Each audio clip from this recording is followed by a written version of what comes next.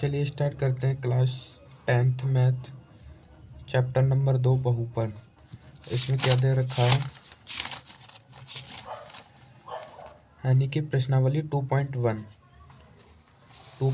में बोला है कि किसी बहुपद px के लिए y बराबर px का ग्राफ नीचे आकृति 2.1 में दिया है।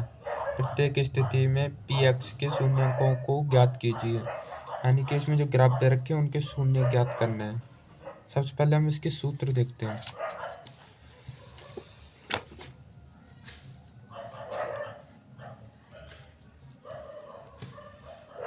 फॉर्मूला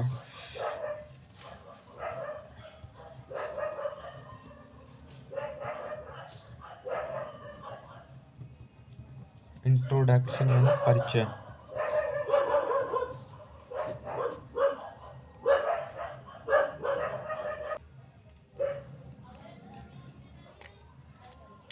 सबसे पहले देखते हैं फर्स्ट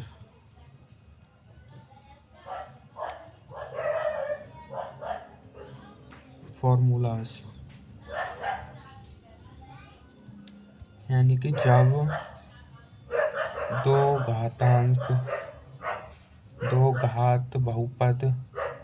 द्विघात बहुपद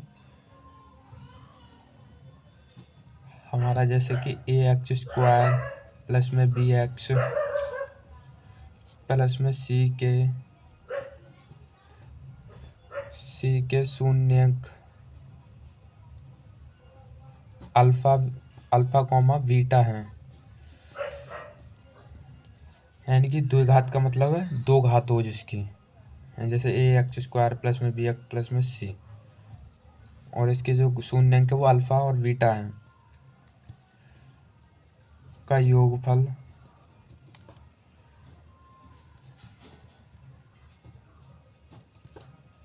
बराबर होता है के, यानी कप्पा का गुणांक बट्टा x² का गुणांक।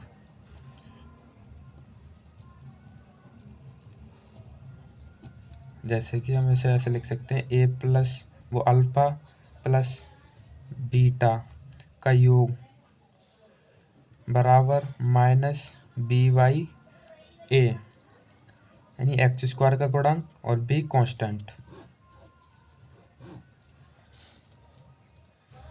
अब दूसरा फॉर्मूला, जब शून्यकों का योग तथा गुणनखंड दिए हों, जब शून्यकों का योगफल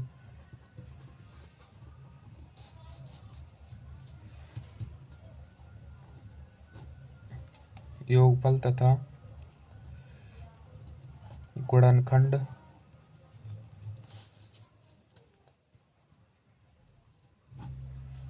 दिया हो तब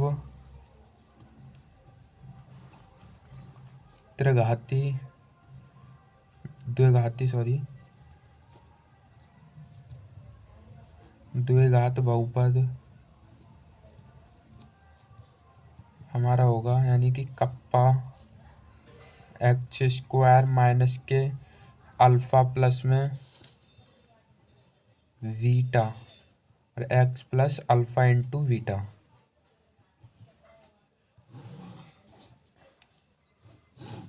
ये होगा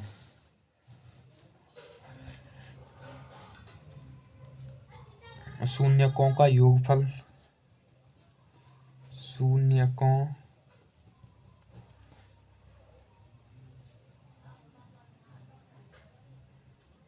इसका योगफल है त्रिघात, जब त्रिघात बहुपद पद का व्यापक रूप ax³ व्यापक रूप, यानी कि त्रिघात का मतलब है जिसकी 3 घात हो, तो ax³ प्लस में bx² और प्लस में cx और प्लस में d आ जाएगा। ये हमारा व्यापक रूप हो गया इसका। इसके रूप का होगा तो हमारा त्रिघाती होगा के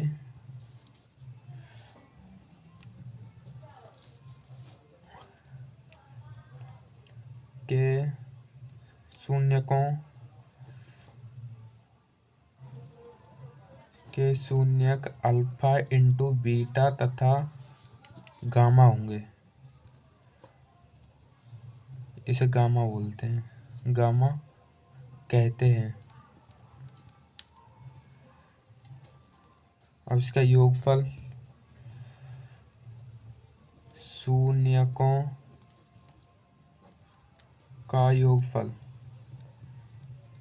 जैसे कि अल्फा प्लस में बीटा, बीटा प्लस में गामा इक्वल टू हमारा होगा माइनस के by ऑफ a।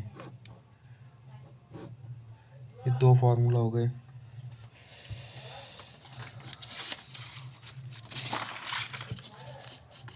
अब तीसरा फॉर्मूला देखते हैं।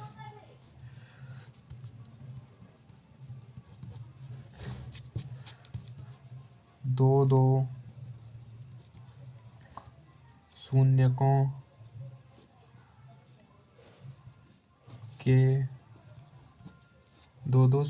के गुणन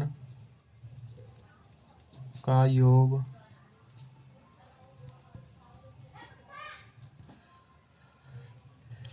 हो तो x का गुणांक बट्टा x³ का गुणांक।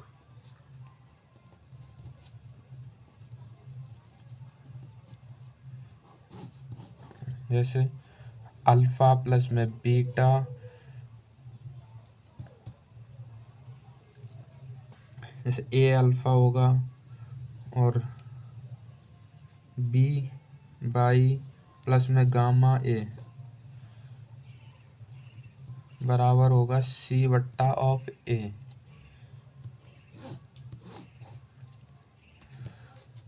शून्यकों का गुणनफल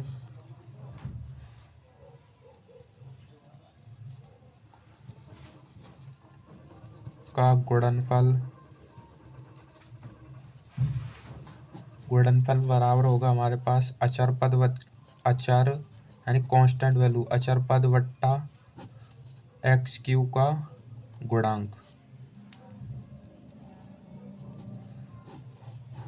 अचर पद यानी कांस्टेंट हो, जैसे अल्फा नहीं a b y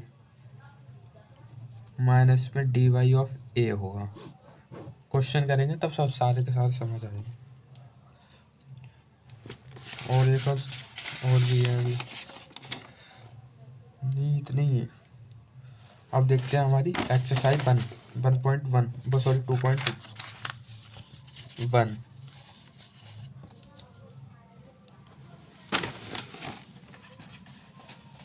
book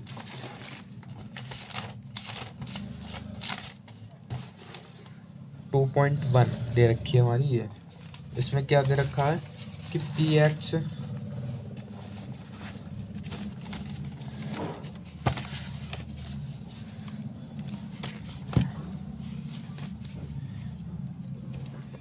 px के लिए y बराबर px का ग्राफ नीचे आकृति 2.10 में दिया है। प्रत्येक स्थिति में px के शून्यकों को ज्ञात किए। px का मतलब कि जो x पर कितने बार काट रही है। px का मतलब यानी x पर, y नहीं देखनी y पे कितना काट रहा है। इसमें भी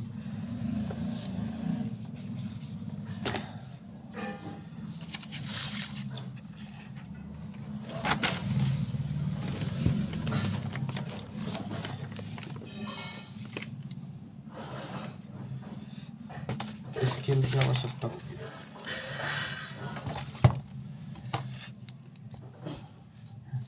यानी कि प्रश्न नंबर 1 वन का फर्स्ट पार्ट देखते हैं, उसमें क्या दे रखा है।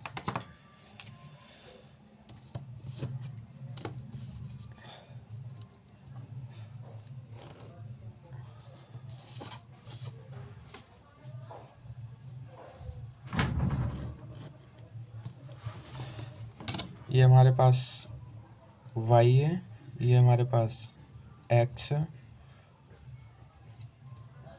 ये भी x है और ये y है। ये हमारा ओरिजिन यानी कि मूल बिंदु है।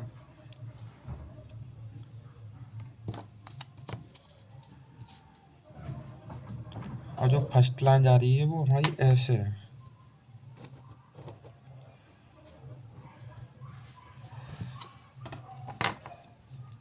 इसके शून्यकों की संख्या कितनी होगी, ये x पर तो x पर उसने पूछा है, यानी कि x पर किधर कितनी बार काट रही है, एक भी बार नहीं, तो इसके शून्यक हो गए।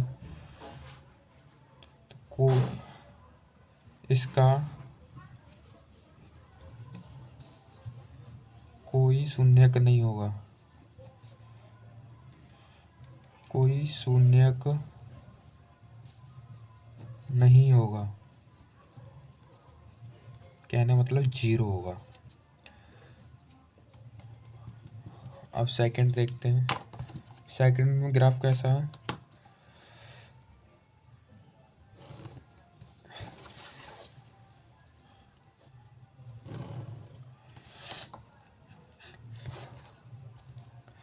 ये हमारे पास y है, ये हमारे पास x है। तो ये हमारे पास यहाँ से लेकर यूं करके यूं गया है। ये y है, ये x है। तो x पर इसने ये एक बार वन टाइम काटा है, एक बार काटा है, तो इसके शून्यक होंगे 1।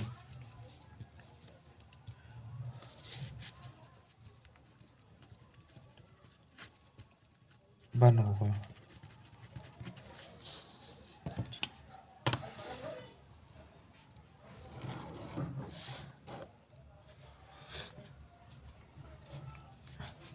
थर्ड क्या दे रखा है इसका,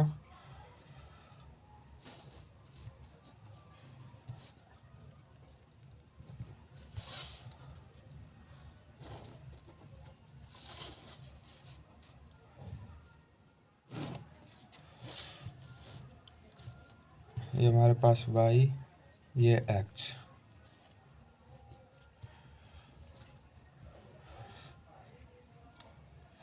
थर्ड में नहीं, इधर से -x से लिया है, -x से लेते हुए y का टच करते हुए फिर x की ओर। तो इसने कितनी बार काटा x की लाइन को, एक बार, 2 बार और 3 बार। हमें x वाली काउंट करनी है, y वाली नहीं। तो इसके शून्यक 3 होंगे, यही इसका आंसर है। और चौथा,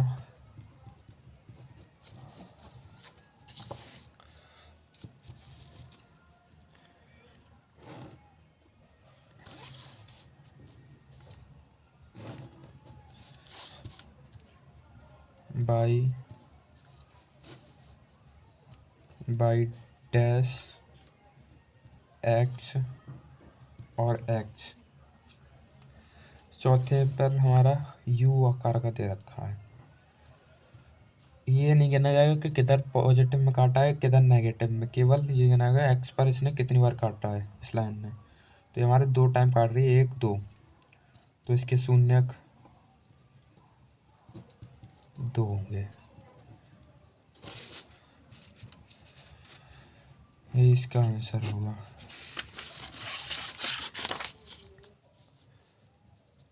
और चौथे के बाद पांचवा देखते हैं।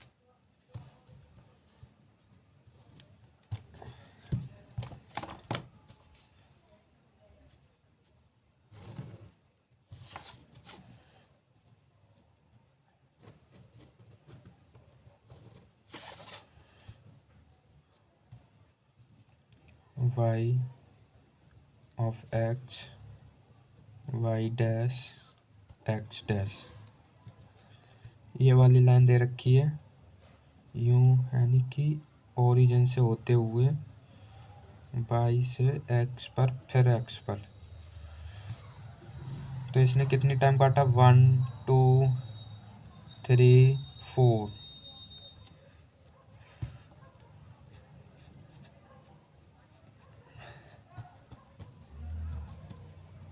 शून्यकों की संख्या होंगे हमारे पास 4। यही इसका आंसर है फाइनल। और देखते हैं 6।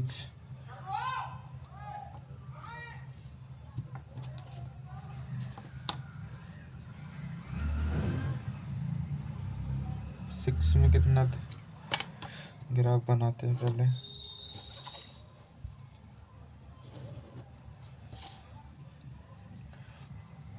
ये हमारे पास y, ये x, ये y, x y डैश, ये x डैश। इसमें हमारे पास x से लिया है, फिर x पर टच हुआ है, फिर x फिर y पे गया, फिर y से फिर x पर होते हुए फिर x पर। तो ये कितने टाइम काटा हमारा? 1 2 3। तो शून्य होंगे इसके 3।